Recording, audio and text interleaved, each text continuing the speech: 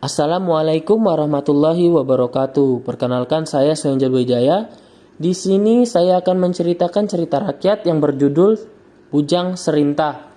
Cerita Bujang Serinta berdasarkan jenisnya dapat kita golongkan ke dalam jenis cerita mitos. Karena cerita ini seolah-olah terjadi dan merupakan cerita yang bersifat kepercayaan dan dianggap suci bagi masyarakat. Tetapi apabila kita melihat ceritanya, kita juga dapat menggolongkannya ke dalam cerita legenda, karena di dalamnya terdapat sejarahnya terjadinya suatu tempat atau kota. Bujang Serinta terkenal sebagai seekor buaya yang sangat ganas, sebagai penghalang dan pembunuh manusia maupun binatang yang sedang lewat di air atau di tepi sungai kedang kepala. Apapun yang jatuh ke dalam air, dahan-dahan, ranting, maupun benda apa saja pasti disambar oleh Bujang Serinta.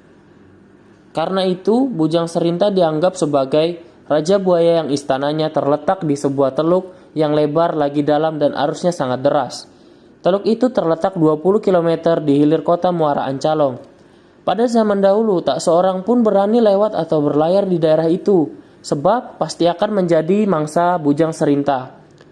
Karena bahaya daerah ini, maka penduduk Sungai Mahakam yang akan pergi melewati daerah ini selalu berdebar-debar dan merasa bingung. Oleh karena demikian, maka tempat itu kemudian terkenal dengan nama Ulah Pengong.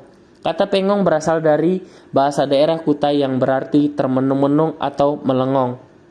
Sedangkan daerah yang sangat tenang arusnya dan terletak tidak jauh dari istana Bujang Serinta sampai kini bernama Kampung Carikain. Hal ini dimaksud untuk mengenang bahwa daerah ini tempat mayat ditemukan dalam keadaan yang sangat mengerikan. Kata Carikain berarti merobek kain kafan. Daerah yang tidak jauh terletaknya dari Kampung Carikain ini juga mengandung suatu cerita yang selalu berhubungan dengan keganasan Bujang Serinta. Daerah ini dahulu terkenal sebagai daerah yang tidak kalah gawatnya dengan daerah Carikain, yaitu daerah yang bernama Aur Duri. Daerah ini merupakan tempat sang raja air mengadakan pesta dengan memanggang mangsanya. Adapun tempat untuk memanggang mangsa itu terbuat dari Aur Duri. Hingga sampai sekarang di tempat ini masih terdapat tempat padang Aur Duri yang cukup luas.